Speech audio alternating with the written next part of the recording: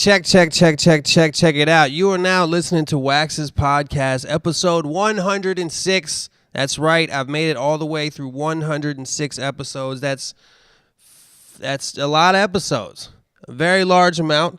I don't really know of any other significant numbers that's related to. Like, it's not like just like blah, blah, blah. It's 106. There's no basketball player, football player with that as a jersey number.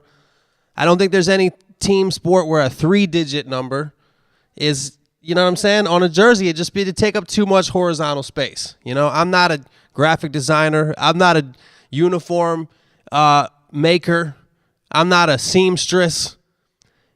Seamstress. If I was a male seamstress, wouldn't that be like a seamstress? I don't know what it is, but I think we're going to have a really interesting episode today. You know, usually I just sit here and rant and talk about whatever's going on in my head. I apologize for missing last week's episode, but I'm here in my studio, Sherman Oaks, California. Just moved into this place, and I got a home studio, and I got a very interesting guest in the studio today. I can't say that I know much about. He's a friend of my roommate's. My roommate is Davey Nathan, keyboard player, songwriter, producer extraordinaire. And this past weekend was NAMM. I don't know what NAMM even stands for. Hey, what does NAMM stand for? North American Musical Market, Native American Master of Music, Nautical Association of Musical Masterminds. Do you know what it stands for? National Association of Music Merchants. National Association of Music Merchants. If you're like if you're into musical equipment, it's your Comic-Con. Let's put it that way. It's like the Comic-Con of musical equipment people. If you work at Guitar Center, it's your heaven. Unless you don't like working at Guitar Center, then it's your hell. Anyway, this past weekend in Anaheim was the NAMM conference. And since then, staying at my house has been a very colorful, very colorful guest. Sleeping on the couch here in the studio. Everybody out there by yourself in your car at your job, clap by yourself for my man MonoNeon. How you doing, man? I'm cool. MonoNeon is he was here for NAMM. He's known as a bass player, and I don't know that he really wants to even talk to me right now. But since he's staying on the couch, I consider it he owes me an interview because this dude is a very amazing musician. And I feel like I've kind of ignored his existence on my couch. I feel like I haven't got to know him. And I want to just ask him some questions. Before we even get into this interview, go to YouTube and check out MonoNeon. MONO space NEON. One of the most interesting bass players I've heard. And I say that because I was in my room the other day and him and Davey were jamming. And I thought somebody slipped some fucking LSD into my tea, man. That shit was amazing. Walking through scales that I didn't even know existed. And I just want to talk to him real quick. It's funny how I can interview somebody and I'm already 3.5 minutes in and I'm such a self-absorbed person that I haven't even asked one question yet. But how you doing, man? I'm all right. Yeah? Make sure you're talking to the microphone. All right. So where are you from? Memphis, Tennessee, eh? Born and raised? Yep. And do you like living there, or are you thinking about possibly moving to somewhere like LA or New York? Maybe LA. Yeah? Yep. Why is that? There's nothing in Memphis. No? Nope. So what got you started on your musical journey?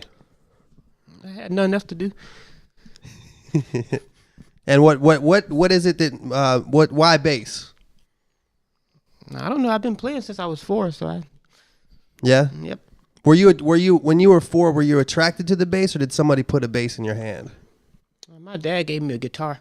Your dad's a guitar player? A bass player. Oh yeah? Yep. And he was born and raised in Memphis too? Yep. Is he a blues player? No, R&B. He played with the Barcades and Rufus Thomas and all that. Oh shit! Okay, so it's part of your lineage, it's part of your bloodline. Yep. And so you've been playing bass since you were 4, and how old are you now? 25. 25? Mm-hmm. You look younger than that, man. You age well. I guess. So I got it. For those of you that don't know, and I don't pardon me if I'm being whatever, you know what I'm saying? I'm just observing. Your bag, your clothes and your bass all have very bright colors, and it says MonoNeon all over them. And let's just say that if you were to commit a crime, you would definitely get caught. Because, because you could spot you from a helicopter. You know what I mean? Mm-hmm. So what brought upon your moniker, and why neon? Why the colors? I don't know. I just wanted something that felt like me. I'm into like avant-garde visual art stuff, so that inspired it. So. Like who, or what? Like Mark Rothko and all the Washington Color School painters. Dadaism, surrealism, all that stuff.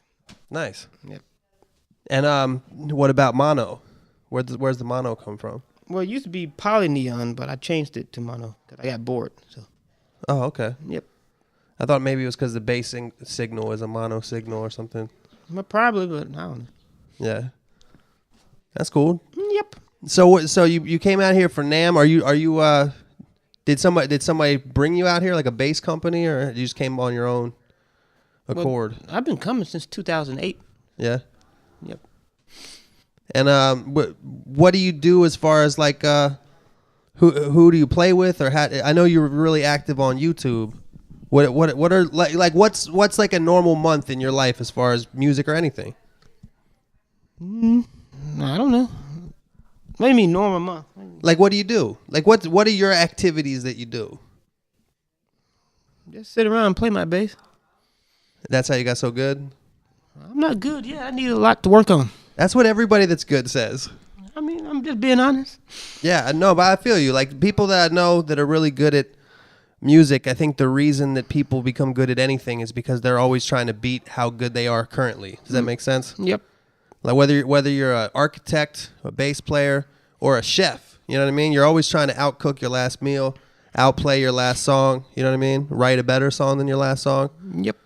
And you've been playing with a pretty well established artist as of late, huh? Yep. And that artist is Prince. Yep. Can you tell the story real quick about how you met him or how he found out who you were? From the internet. It made me funny, dude. That's the story, is from the internet. So how did do you know how he discovered you through the internet? Did somebody tell him, or was he just surfing the online to find bass players, or what was going on with that? Well, before I started working with him one-on-one, it was with Judith Hill. That was the first artist, because he was producing her project, and that was the first time I came to Paisley. Paisley? Paisley Park. That's Prince's. Oh, Paisley Park. Yeah. That's Prince's place. Well, now I'm with Prince, so I don't know. We're just doing stuff. Do you play at his shows, or are you mostly doing studio stuff? Well, right now we've been recording, but we have done shows, like private events or events open to the public or whatever. Like what?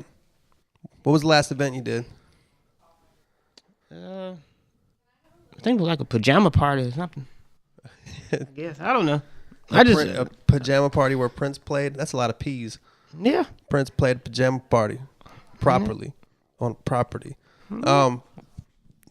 So dude, you're in the studio working with fucking Prince on new music? Do you feel like that? Do you feel like that's legendary, or to you is it like, or since you're only 25, do you feel like, well, whatever? I don't think about it within the process, but when I get back to my room, I kind of meditate on it. Yeah. Yep. It's valuable not to think about it during the process, huh? Just kind of be there and use your instincts. Yep.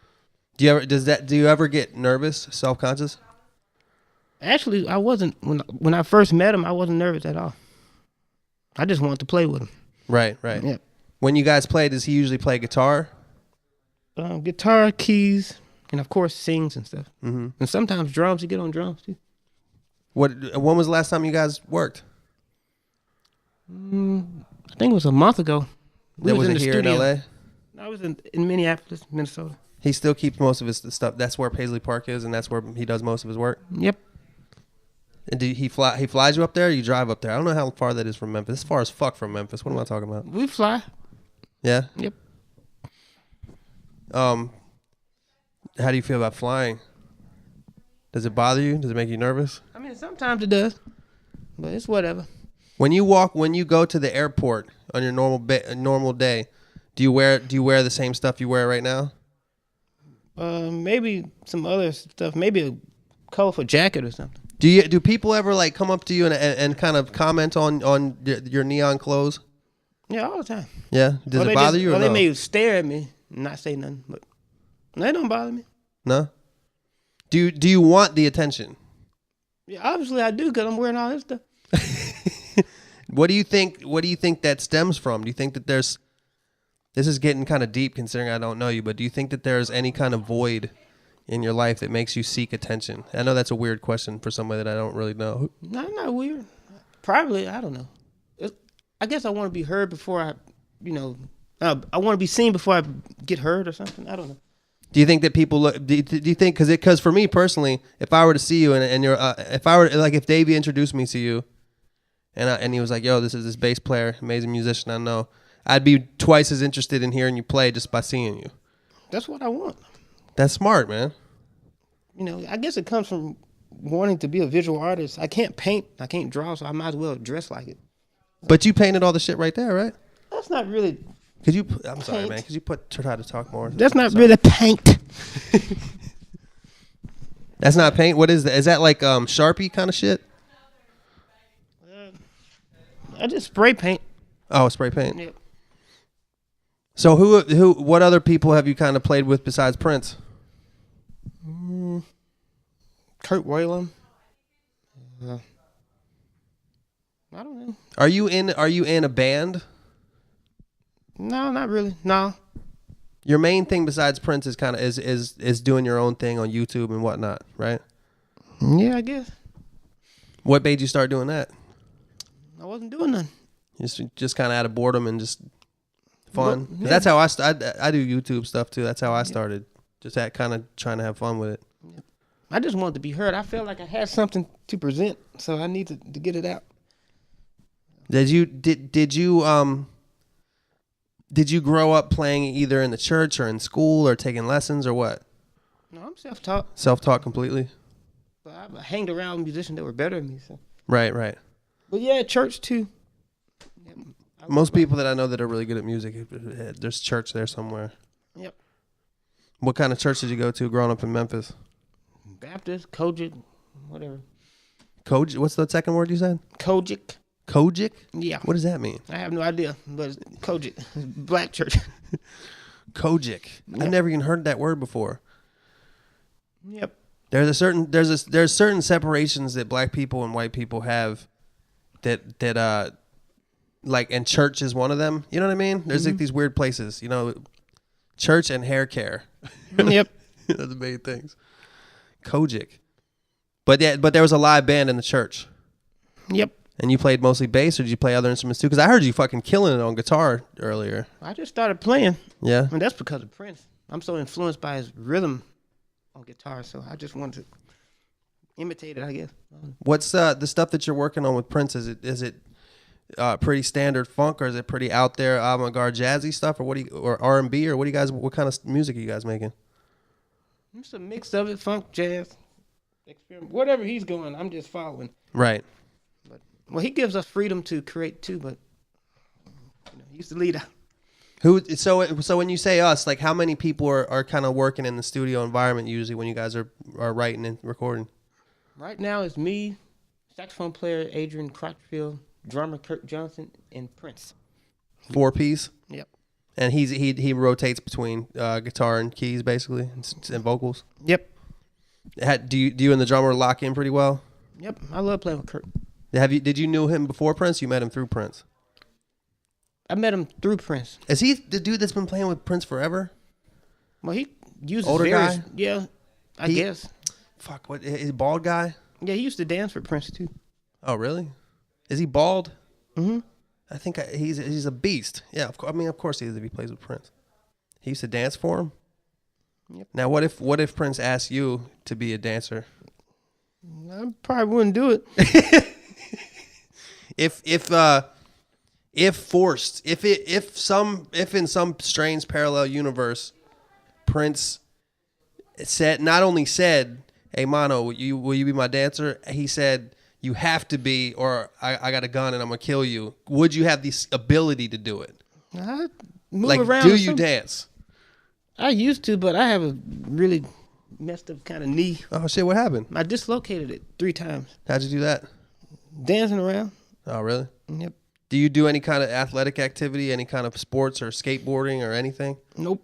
No? You pretty much grew up mostly doing music?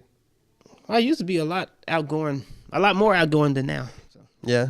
Yep. Outgoing personality-wise or just outgoing as in you did more shit, like more social? Personality. Yeah. I don't know. I just became an introvert to myself. I wonder what sparked that. Because you have an introverted personality, but you exude an external like you were saying earlier about the attention. You know what I mean? Like, I wonder where that comes from. Like, I don't know, man. It's just an artist thing, huh? I just move. I don't know. Yeah, I don't like I said. I don't mean to pry. I know I don't know you, No, but you just cool. that you're an interesting cat, man. You can ask whatever you want. What else? So, shit. As soon as you said ask me whatever you want, I fucking drew a blank. All right. So do you have any siblings? Half siblings. Yeah. How many? I got a brother and sister in Europe. My dad's side or mom's side? Dad. And he lives in Europe? Well, he used to. He just moved back to Memphis. All right. He military? No, musician. Oh, you fucking told me that. Yeah. Wait, see, it's what's wrong with me. So you have half brother, half sister in Europe. Mm-hmm. What about on your mom's side? Just you? Yep. And you live with you grew up with your mom, or both? And grandma. No, my dad moved when I was pretty young. Right. Yep. Is your mom involved in music? Nope. But she supports me. That's awesome. Yep. That's awesome. And my grandma. So, what do you see as far as the future for yourself? As far as where do you want to take this music? What's the next step for you? I don't know. I really don't think that way. You don't think that way? So let's say Prince calls you and says, "I want to take you on this world tour." Are you excited? Not till I get on stage. No? Until then, you're pretty much just like letting life take you where it takes you? Yep. But you wouldn't say no. No. What if it was... Let's say it's not Prince. Do you do a lot of live playing, a lot of gigging? Not as much. I may go on Beale Street and sit in or something. Beale Street. I love Beale Street. Yeah, It's only, I've only done the touristy kind of shit in Memphis, you know? Yep. But yeah, I remember I went to a karaoke bar there. There's a bar, you know those bars where the only thing they serve is the frozen drinks, and behind the bar it just looks like Slurpee machines. Mm-hmm. You know what I'm talking about? There was a karaoke bar there, Okay. and all I remember there was the guy that ran the karaoke bar was like this really like old white guy. He's like 65, and at the time the hot song was "Give Me Two Per," but it was shoving in my Air Force Ones. Do you remember that song? It's by Nelly. Oh, okay. I get. And he like got up there and did that song. That's my memory of Memphis. It was this old guy singing Nelly. So what about if you toured as a solo act, like on the marquees as MonoNeon? I would like that, but I need to figure some stuff out. What would you see as your lineup? Would it be a 3-piece or would it be I saw Ethan. Yep. Ethan Farmer. I saw him, and he had him and his cousin who are both Damo. Mm-hmm. They're both bass players, and it was just like this fucking just super bassy funk. It was pretty dope. Mm-hmm. I was wondering what maybe you would see yourself doing if you were a headlining act that was just you touring as yourself. Mm-hmm. I can see how dope the bus would look though. Yep. Be like my boots. Exactly. Yeah. I don't know. Something. Dude, them boots. I wish I might have to take a picture of them boots. Them boots are wild, man. But you also got pants that look like the dudes on the airport runways, the air traffic controller guys. Not the air traffic controllers, but the guys that stand out there with the little things, the little flare things. Yeah, high visibility. Yeah, high visibility. That's part of my manifesto. It sounds like your album title. No, it's too generic. Is it? If I did, I'd spell it different. With a Z or something? Viz. I just think it's kind of cool to call your album something about it being visible when it's actually an audio product. It's kind of interesting. Do you see music in color, as people say? Well, I force myself to, but I don't have any type of synesthesia or nothing. No. What were some of your early influences as far as music? Like who really, like when you were a kid, like a kid, like 5, 6 and shit, like who were some of the people that like made you like, oh, holy shit, what is going on? What is this? The Barcades. And that's who your dad played with, the Barcades. Yep. That's it? Who else? Anybody more modern? I don't know. I guess Albert King. Well, I don't know. I mean, I wouldn't call him modern, but that's fine. You know, you don't have to be modern. John Cage later on in the years. Who's that? Just pardon my ignorance, but I don't know who that is. 20th century avant-garde composer. Okay. Well, sound designer to me. But you know what's fucked up is the 20th century now is like describing the old past. You know what I mean? Yep. He was a 20th century. Like, sounds like you're describing like Shakespeare or like Bach. Yep. But he was part of the 20th century movement. Yep. It's been 16 years since the 20th century. So you were born in 91? 90. 90? Yep. Did you like a lot of rap music? Yeah. What were some of your favorite rap artists? Of course, Tupac and Biggie and Death Row stuff. I don't know. Did you ever get into, because you have a musical mind, have you ever gotten into any either singing or rapping or any kind of vocal music but like done by yourself? I may sing a little, but not, I don't know. I'm sorry, but am I making you nervous? I'm not nervous. I'm terrible at interview. Well, you know what? I have a feeling that you're going to end up getting interviewed a lot in your future. So maybe my shitty podcast is a good place to start, right? Yeah, I guess. This is like my second, what do you call it, face-to-face interview. What was your first? Something in Memphis. I don't know. Have you been to Europe? Yeah. Where'd you go? One was Italy. That was my first time playing with my dad. That was 2006. Oh, wow. Yep. And he was playing what? Guitar? Bass. You were both playing bass? Yeah, we just invited him on stage. I was with some band. Yep. And where'd you go the other time?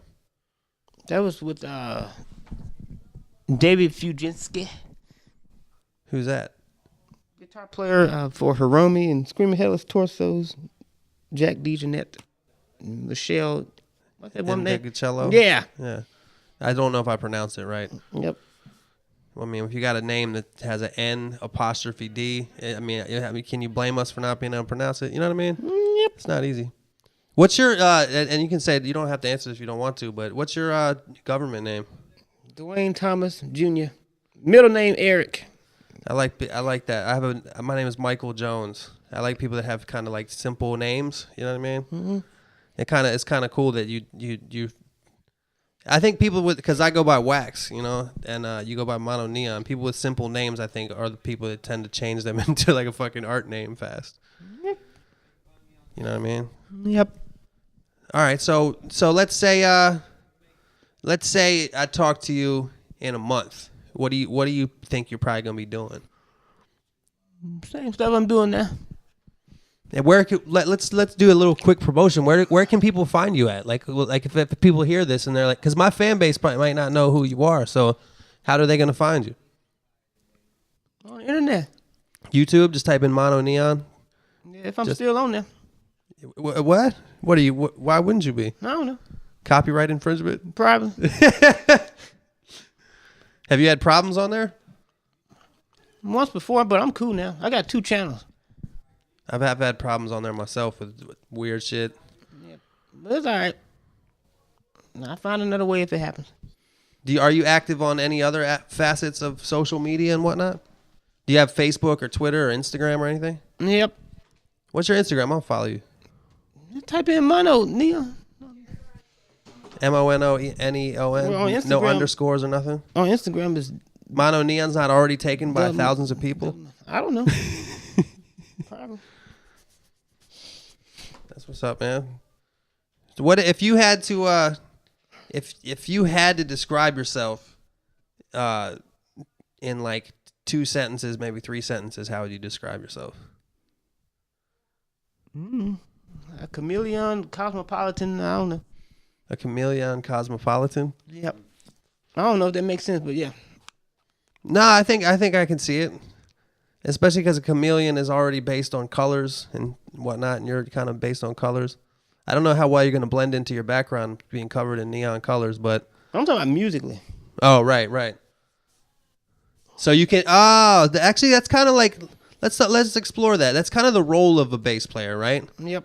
The role of the bass player is kind of like the role of a good referee in a sporting event. He did a good job if you're not too aware. Or is that not really true in your world? I guess. Yep. Because you're a little bit... Or is your playing more flashy, or is it more like Smell stay like in weed. the pocket? Somebody smoking? You want some, Mono? No, I'm not. That's a funny Did ass. you ask him about his dad?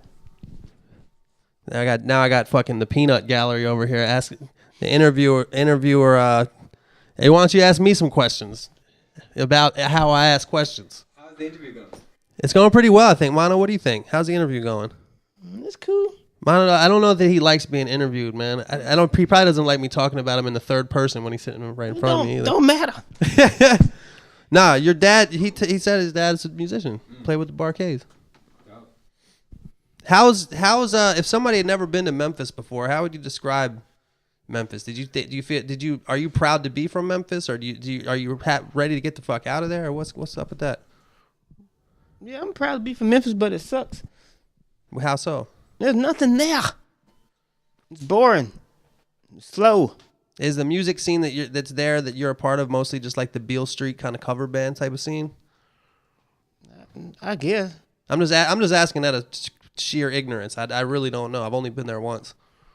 I don't know. I mean, Memphis is all right, but it just, I don't know. It's nothing there. How do you feel about Los Angeles? It's cool. Could you see yourself living here? He lived here before. Oh yeah. Yeah, briefly. Why so brief? I didn't have no money to live here. Yeah. But you got money now. I mean, yeah, I guess. Davey said, for that people out here, Davey is saying that he has money now. I don't know how is that the case? How do you have money now and not then? I don't know. Did Prince give you $1 million just for no reason? Nope. Are you making a living for yourself to the point where you could move to Los Angeles? Maybe. You probably make money off YouTube too, huh? Nah. You don't put no ads on your I videos? don't want to make no money off YouTube. No? How many videos on YouTube? Well, I got 2 channels, so it's about. They can't hear 1,000. you, motherfucker. 1,000 videos. Got a mic. 1,000. 1,000 videos? Probably.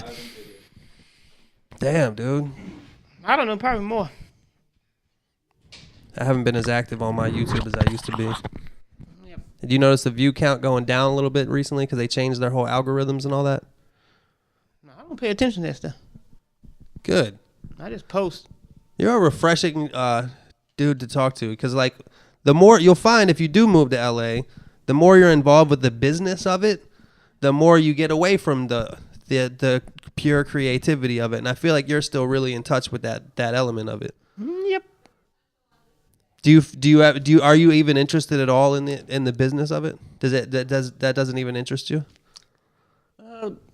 Kind of being around Prince is kind of make me want to learn more about the business.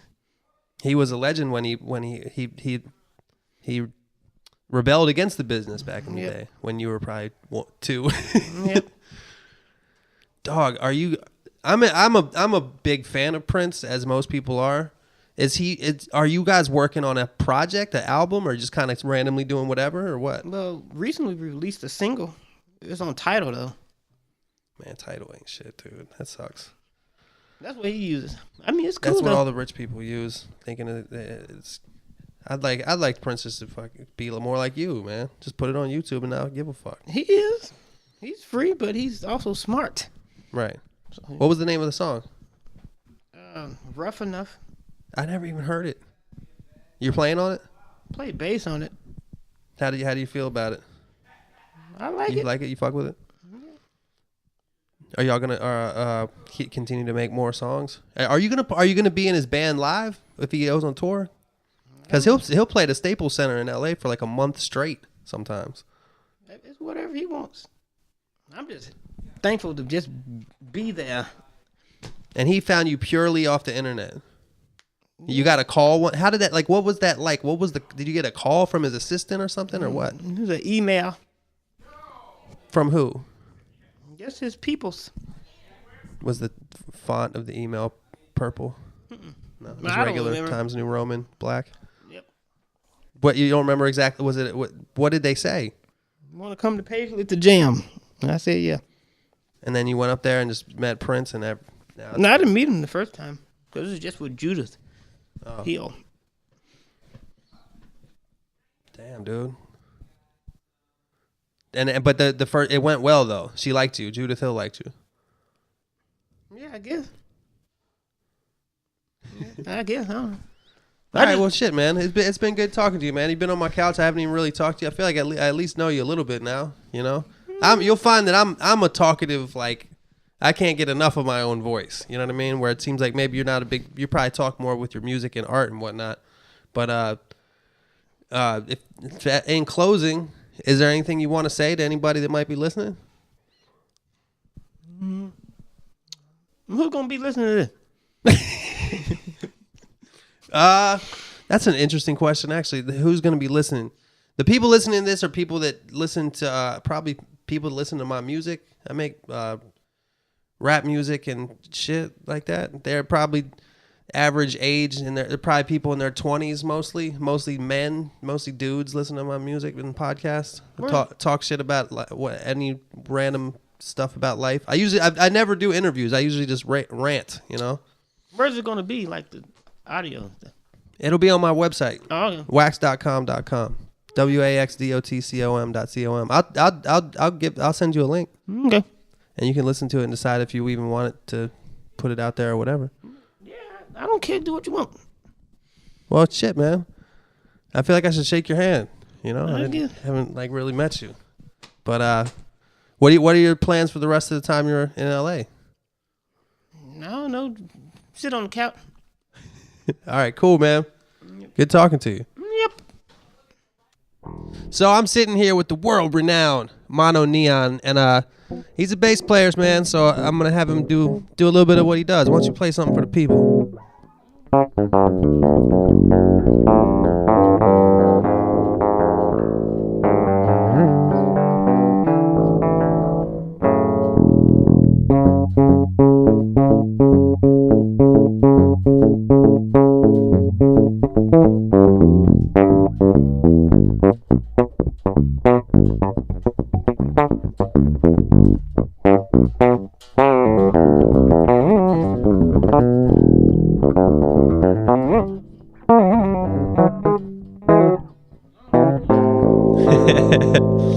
All right, so for the people out there that can't see you playing right now, an interesting thing that you do, a technique that you see sometimes but not very often, is you play left-handed, but you just flip the bass around. When did you start doing that? Have you always done it that way?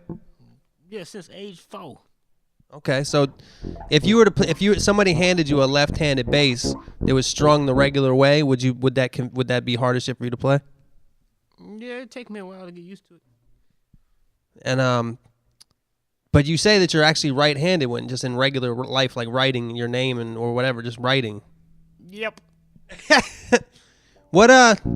So what's your favorite style to play, or do you don't even think like that? Yeah, I don't know. I guess obviously funky stuff. I don't know shit.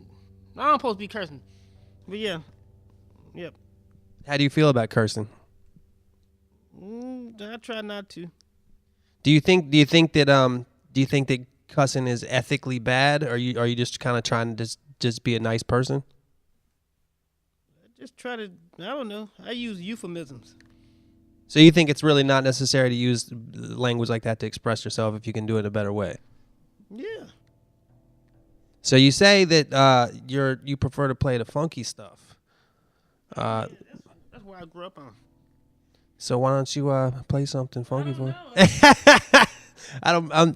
I was gonna say I don't mean to put you on the spot, but yo, I'm totally putting you on the spot. Yep. What's your some of your favorite funk groups? The Barcades. I don't know. Do you like the Ohio Players?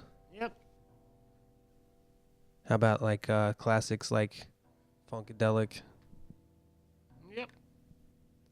Is there anybody? I got a better question. Who do you not like?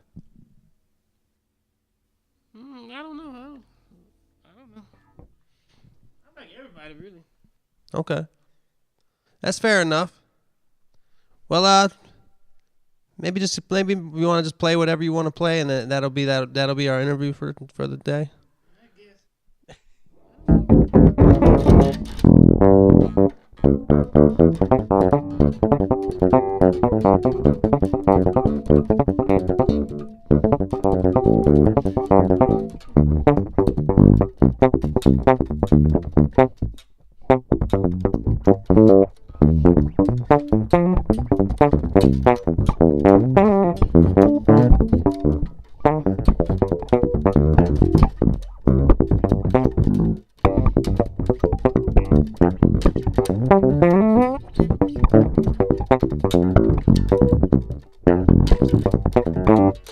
Whatever. Well, everybody out there should be clapping their hands right now because that shit was amazing. I might be in a better situation than you guys out there are because I'm actually witnessing it firsthand, watching the finger movements, pause, and hey man, shit's awesome. All right. Well, that concludes that interview section of Wax's podcast for today. It's not often that I do interviews on this shit, but hey, sometimes you got to acquire new skill sets, try new things, whether it be trying to interview somebody when you don't really know what you're doing or trying to eat a new type of food. Sometimes you got to broaden your horizons, people. So let's do some questions and shout-outs. Shout-outs. We got Joe F., who recommends Steve Ludwin and the Tuesdays with Stories podcast. We got Graham from Virginia, who recommends the documentaries Enron and Hot Girls Wanted on Netflix. We got Brad. Just Brad. I think we got another. Oh, Brad. Also later we have just Carl. We got Lursky Boy. We got SWK, who recommends the J. Cole documentary, which I have not seen yet. I've heard that it's really good. Oh, fuck, man. I just ate. I'm so fucking stuffed. I just ate a breakfast burrito. I'm sorry if I burp and breathe heavily. I haven't seen the J. Cole documentary, but from all accounts that I've heard of, it's really amazing to watch, and I intend on doing so. In this new place I live at in Sherman Oaks, this extremely comfortable, almost too good to live in place. We have HBO, we have On Demand, we got Showtime, Cinemax, every channel known to man. And I think that J. Cole thing is on HBO, so I'm going to have to catch that. We got Trey916. Shout out to A-Def and J-Def. What's up, y'all, down in San Clemente, California. We got Big D, who recommends the Kurt Cobain documentaries Soaked in Bleach and Montage of Heck, also documentaries I haven't seen. I think I went to watch one of them and I was just bored for the first couple minutes because I wanted to see something about his music, and it's like a crime thing about him dying and whether or not his girl at the time, at the time he's dead now. I don't know. It was whether or not Courtney Love killed him or if he killed himself. I have no idea. Especially considering I haven't seen any of the documentaries that were just mentioned. I don't have any evidence or any theories or any knowledge whatsoever about the crime or not crime that occurred. All right. Oh, Big D also recommends the Scientology documentary Going Clear, which I have now seen twice. I actually watched it again because I was gonna watch my Boba Dooba Dee. The two things I was gonna watch was the J. Cole documentary, and I was gonna rewatch the Scientology documentary. And that Scientology documentary is amazing, man. You know what's amazing about it is it's not like the people that they find to talk about what their experiences in Scientology aren't questionable in that they're not like just lower level people or people that you'd be like, were you even in the shit really? These are people that were in it for 20 years, and several people that they were interviewed were like high ranking officers or whatever they're called in the army of Scientology. And they didn't really have any reason to be dishonest. I don't understand. I mean, I understand that this guy has really good lawyers, but the main guy, David Miscavige, I apologize if you haven't seen the movie, but you got to watch it. I don't understand how after that movie and after those guys talked like that, and how the fuck is that guy not in jail? If he's literally physically abusing people himself that are trapped in these prisons, and whether or not they say that they do it because they want to, if he's physically assaulting people, I feel like that's just, you know what I'm saying? Sorry, I have too much. I can hear my roommate singing, and it just distracted me for a second. And I'm also really tired, and I'm gonna go ahead and say it right now, y'all. I didn't make it to the end of January. Old Wax drank a bunch of beer last night, and I'm feeling the effects. See, if you don't drink for a while and then you drink for the first time in a while, it really knocks you out harder than normal. This isn't rocket science. This isn't new information that I'm divulging right now. Everybody knows that. If you drink every day, you don't really get a hangover because it doesn't feel like a hangover when you wake up with a hangover every day. If you're a non-drinker and you drink a lot, you're going to feel like shit the next day, and you're going to have trouble formulating sentences and words like I'm currently doing right now, even though the one I just said about the situation was pretty well formulated. Other news in my life, I'm just going to kind of go off and continue the shout-outs after I talk about myself for a while. For anybody wondering if I'm bringing back the show Chain Reaction, my answer to you asking me that would be, you're goddamn right I am. I've been shooting mad episodes of my show Chain Reaction. If you haven't seen it, go to my YouTube and peep it. It's a restaurant review show where I only review chain restaurants. So far, I'm not even going to list them. Maybe I'll keep it a bit of a surprise, but this last season was 5 episodes. This season's going to be 10 episodes, maybe even a little bit more than that, depending on what happens in the next couple weeks. But I'm going to start in late February, so I'll have a solid 3 months worth of weekly chain reaction videos. So you have that to look forward to. If you want your life to just be better, if you want to feel more fulfilled as a human being, if you're saying to yourself, you know what happens every week? I'm not entertained enough just by a little bit. If you feel that way, if you feel like you need that last 1% of entertainment in your week, well, get ready for this spring. When every Tuesday I will be bringing you a new episode of Chain Reaction. Just finished editing the one at Sizzler. Sizzler, a lot of people didn't even know. Like, Sizzler was around in like Maryland, D.C., Baltimore area when I was a kid. And then I thought it went out of business. The same thing happened to Little Caesars. I thought Little Caesars went out of business. I thought Sizzler went out of business. And then you move to the West Coast and you find out that both of those businesses are not only in business, they're thriving out here. So Sizzler was a good episode. Edited it last night. Edited it is always a hard thing to say. Edited it. That's how it sounds.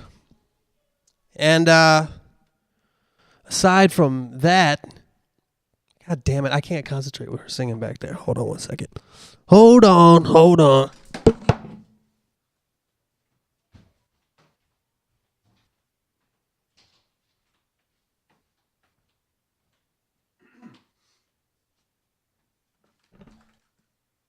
All right, where was I? Oh yeah, saying something useless. Let's continue with the shout outs. We got Zechariah M. We got Ed from Chicago. What up, Ed? Cordless. Kordlyss.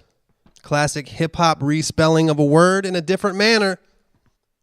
And that's a real serious error if that was a wrong spelling. I mean, you're talking about the K instead of the CH. It's not only the wrong letter, it's the wrong amount of letters. You got the Y instead of the E at the end. God, I feel so slow today, man. You know, alcohol is really an illusion, folks. I felt a lot better earlier this month for almost 4 weeks without it. Feeling great. My spirits were on high.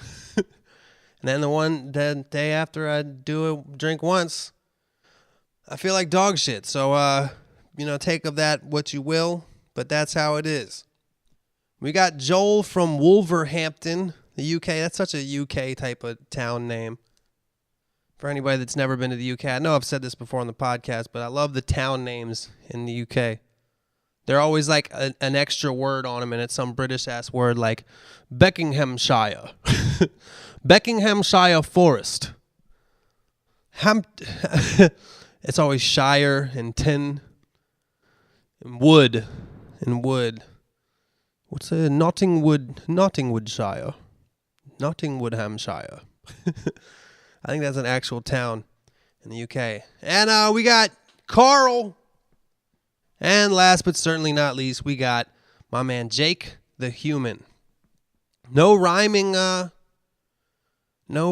names, interestingly enough, this week on Wax's podcast. Interestingly enough. Is that really enough for what? Because if it was interestingly enough for something, that thing must not be very worthy of interest. All right, we got Evan from Flint, Michigan. Damn, Flint, Michigan in the headlines these days. Not good water over there. I gotta admit, that's one of those news stories that I see people talking about that I haven't paid attention to, which is pretty much the same as my the same amount of participation for me as any news story. I usually don't know what's going on. But Evan from Flint, Michigan out there drinking the brown water with lead and rust and AIDS or whatever it has in it. Hopefully you're all right, man. Yo, you have to check out the band Too Many Zoos, Z-O-O-Z. They are a 3-piece band, 2 horns and a drum. These dudes go hard as hell. YouTube them and see their videos performing in the New York subway system. Well, I'll tell you what, Evan. I went to look them up, and it turned out I had already seen these dudes. You might have seen them on Facebook or YouTube. They got mad viral videos, and they got the sax player. He's like a white dude. He always got like real clean white shoes, and he always dances like that little shuffle sidestep or whatever the fuck that's called. And they're dope. It's funky. I generally like the way that a drum set sounds in a subway station already. You're already going to get that super cavernous effect on your kick and snare. So if you combine that with like a funky ass baritone sax type of bass line, and they do probably, what was the one I saw them playing? It was a cover. Oh, they did Funky Town. They're doing that one. And let me tell you what, they certainly turned New York into Funky Town that day. Am I right? Yeah, this next one's from Chucky Cotton Dick. Chucky Cotton Dick. That's what he calls himself. Yo, Wax, how are you? See any good movies lately? Any plans for the summer? Sweet. Good catching up with you. Anyway, can you break down the term fucking with? That's in quotes. Fucking with. People say, I'm fucking with this song, or fuck with me. But then people say, you can't fuck with my crew. What does it all mean? If I was down to bang a chick, would I say, I'm fucking with fucking right now? And when she declines, would she say, I ain't fucking with fucking right now? Please shed some light on this confusion. Keep your shoes toed. Wax, I love you. hit me with the "I love you" at the end there. That's interesting. There's a lot of words in the English language. I think for me, when I always talk about when I first moved to San Diego, where I'm from in Maryland, the word gnarly sounds like an old word that from an 80s movie that took place in California. That sounds like some surfer shit that they would have said in the 70s and 80s that nobody actually used. But once I moved to San Diego, I found that people there still use the word gnarly all the time. And bitchin'. Yeah, it was bitchin'. They used bitchin' too. But gnarly, much like what you're saying with fucking with, was a very well-rounded word. Like you could say gnarly for something that was really good. You could say it for something that was really bad. And it just is kind of like what you're saying with fucking with. I think the answer to your question about you being about to quote unquote bang a chick, I think that both of what you say could be deemed correct, but neither of them kind of have a ring to it. I'm fucking with fucking right now. I ain't fucking with fucking right now. Not quite a ring. I think there's the second one is a more likely to be used, but I think neither would be used. But you're absolutely right that you could say like, ain't nobody fucking with me. Or you could actually be like, everybody's fucking with me right now. Both are positive things about yourself if you're a rapper or an athlete or something in a competitive world. Hey, Mono, what do you think? The phrase fucking with. Like people that be like, oh, yeah, I'm fucking with that. Or be like, oh, I ain't fucking with that. Are you most likely to use that in a negative way or a positive way? It usually has positive connotations too. Positive connotations? You heard it here first, folks. MonoNeon said they have positive connotations. And he would know. What was your other question? Seen any good movies lately? Nah, I haven't. Any plans for the summer? My only plan for the summer is to keep working. Working on an album. Working on yet another album, as we musicians do. I'm pretty much always working on an album. But this one, I'm actually pretty far along with it already. Got a whole concept. Got a bunch of songs already ready to go. And you know what? The only thing I'll say about it at this point is this next album I'm going to do, I'm going to try to be more collaborative, Even if it's not somebody actually coming over to work with, I'm going to try, getting features on it. A lot of rappers, one in particular that I know that I'm thinking of, half of the process of making an album in the eyes of a lot of rappers is sending unfinished stuff to other people for them to get on. And I've never really been part of that train. I kind of just work on it myself and just kind of do it all myself. But I've listened to some stuff recently and throughout my entire life where, you're just as a fan, just as a person, just as a human, your ear doesn't want to hear the same fucking guy yelling at you for an hour. They want to hear multiple people yelling at you for an hour. So that being said, I've already got a couple good ones lined up, y'all. It's going to be fun to do, and I'm going to, make a goddamn album. Besides that, going to be doing some shows in LA. Me and my man Todd Rex, a.k.a. T-Rex, who's been on the podcast several times, are starting a show. We're going to be doing a monthly show in Los Angeles, y'all. I will have more details on that coming up in the near future. Once we have everything cemented into stone, I'll have more information on that. But right now, if you're in the Los Angeles area, just know it's starting in March in North Hollywood. We're going to have a monthly gig. So keep your eye open for that, and keep your ears open to this Wax's podcast, beatsforwax@gmail.com if you want to hit me up. Pretty well caught up on the emails, but I don't know. I'm always like at least a month behind generally, so don't be surprised if I don't hit you back immediately. You know what I'm saying? All right. We got Mike from Long Branch, New Jersey. Yo, Wax. I know you don't like to read praise much, but I felt the need to give you some props for the way you just don't give a fuck. It's something I admire in a person. The video for The Meanest is a perfect example of that, since clearly people must have been looking at you like, what the fuck is this dude's deal? And honestly, like it's hard. It's still hard for me to do that kind of shit when you make a video where you kind of gotta do some wild shit in public. But the way that generally works, like, if you go to the zoo, like we did at the Meanest video, in the beginning of the day, you're like a little like timid, and you're like a little like, oh, these people are looking at me? But by the end of the day, you just kind of like, that thing inside of you that makes you not care what other people think just gets stronger and stronger and stronger. And it's like that with me with this chain reaction shit. Like we get kicked out of places a lot, but you just got to do it. So my question is, did the workers at the zoo give you shit for filming there?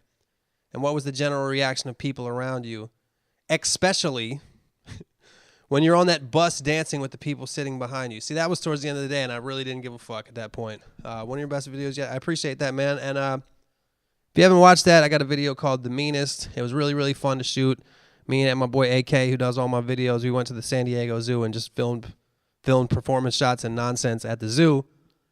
And the first thing I want to note about filming at the zoo is the San Diego, like a lot of places are weird about people bringing cameras, but the zoo is the exact opposite of that. If you go to the San Diego Zoo, you will encounter people with tripods and enormous telephoto lens cameras. Sometimes they even wear safari gear, like they're actually in Africa on a safari to see elephants. People treat going to the zoo like they're going on a safari, and they have crazy, crazy amounts of camera bags and equipments, and sometimes even a bag that like rolls behind you. So to bring a camera into the zoo isn't even something that you have to hide. So that element was fine.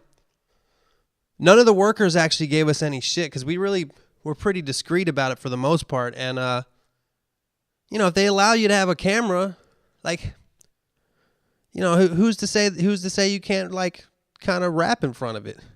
We didn't get in too much shit, but we did get from other people going to the zoo. We did get a lot of funny looks, but the most annoying thing, anybody who does like any kind of filming in public knows that the most annoying shit is when you're in the middle of doing something and somebody comes up and they try to be the I film stuff too. What kind of camera do you use? Where is this going to be? What's your YouTube page? Can I watch this? And asking you a million questions. And that shit gets a little old. People are going to fuck up your shot. I will say that an amazing thing happened recently, dude. An amazing thing that made me really happy. It just happened like the other day. We're shooting an episode of Chain Reaction at Panera Bread in Santa Monica. And I was out there in front of the camera talking, and somebody drove by in a car, and they yelled, "Fuck her right in the pussy," like the dude on the internet in the viral video did.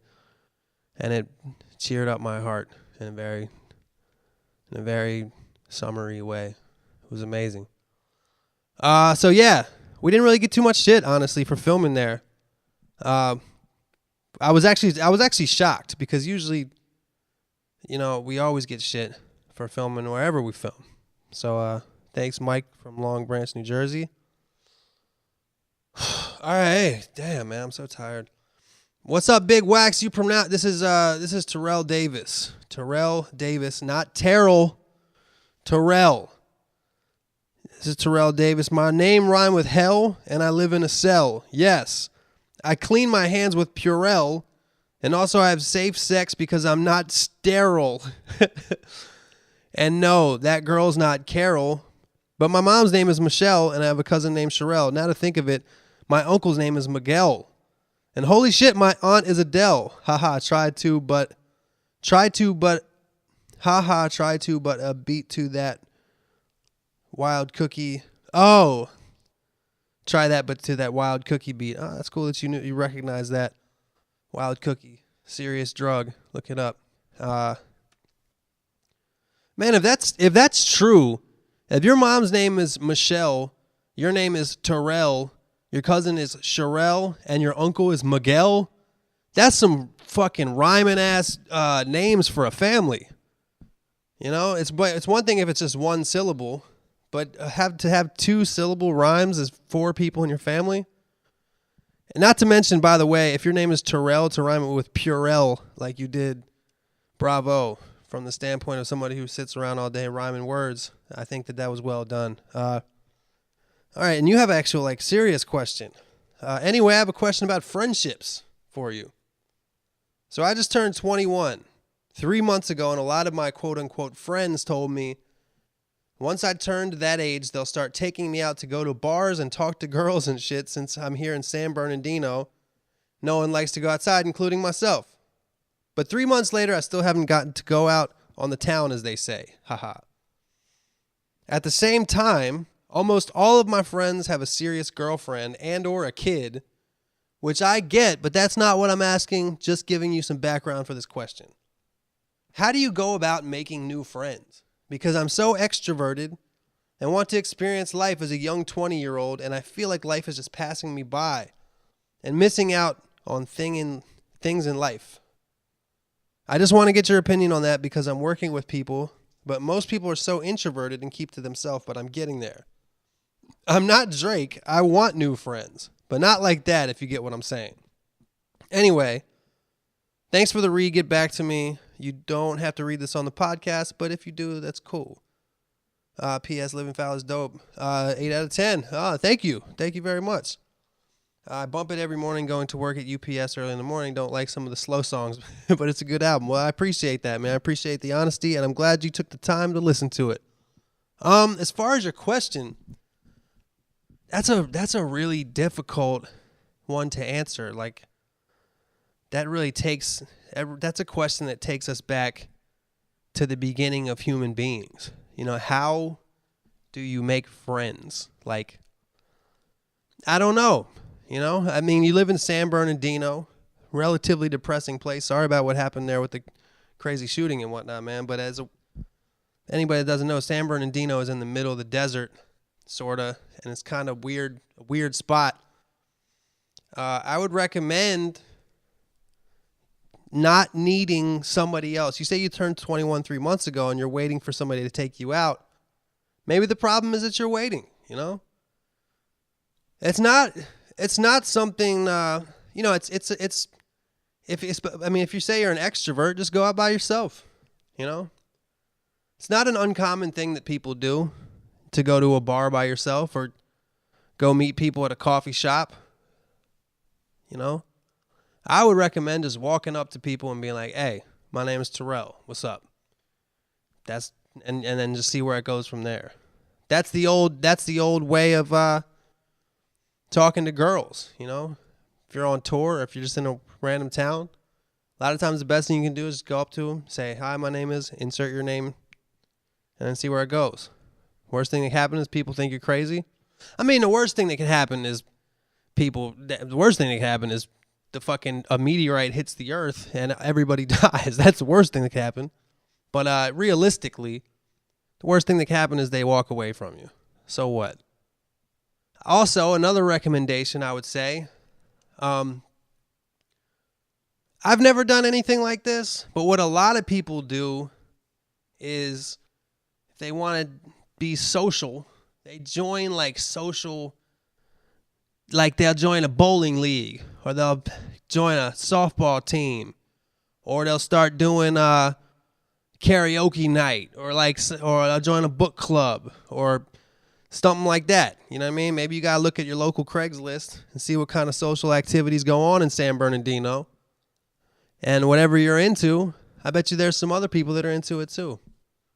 They got clubs for everything, man. Maybe you like Star Wars, you know? There's other people that go talk about Star Wars at fucking Coffee Bean on Thursdays or something. You know what I mean? Maybe you like, did you say anything you liked here? Maybe you like rhyming names, you know? Maybe, I don't fucking know, man. It's a really difficult question, but hopefully it helps you at all. All right. We got Paul Y. Paul Y says, "Sup, Wax? You should do a chain reaction of McDonald's. I work at McD's in Canada, and when I came to LA, I tried to scope out the competition. Bruh, the McD's I went to was nasty as fuck, and the food tasted like plastic. Looking forward to your review." Well, I haven't done a McDonald's one yet, but I did plan on doing one. I want to go all out for McDonald's. The way that I did it last season is the last episode was kind of like a late night spot. So like, you know those nights where you had too much to drink and you end up going to either 7-Eleven or McDonald's late at night and getting some nonsense that you shouldn't be putting in your body. Last season I did 7-Eleven, maybe this time I'll do McDonald's. As far as the way that McDonald's, I remember specifically when I was in like 6th grade, my family went to Niagara Falls. And for those of you who don't know, Niagara Falls is half in America and half in Canada. And we actually went over to the Canadian side. I think back then you didn't even need any kind of passport or nothing. Maybe you still don't need a passport. I don't know. I'm not allowed in Canada anymore. So I won't be there for a while. But back when I was a child, I was still allowed to go to Canada. And I remember we went to a McDonald's there, and I remember thinking that it was like, for some reason that stuck with me in my memory. It was drastically different than the McDonald's here in the United States, as far both in terms of cleanliness and in terms of food quality. So for you probably had the exact opposite experience, which is definitely more troubling, definitely more negative, obviously, if you're used to this holy grail of McDonald's up there in wherever part of Canada you're from. And then you come down here to the country that always talks about how it's the best country in the world. And it turns out they can't even have a decent goddamn fast food restaurant. And the fast food restaurant from whence you came is vastly superior to that of the one in this land of the supposedly free and brave. And the only thing that makes you brave here is actually eating at the McDonald's. And certainly not free, although it is very cheap. And I'm so sick of talking about fast food restaurants, man. I'm having so much fun shooting this show, but it gets to a certain point where it's like, I mean, how much more shit can I say about French fries? You know what I mean? That said, I tried to diversify a little bit. You know, I went to not only burger places, I went to some chicken places.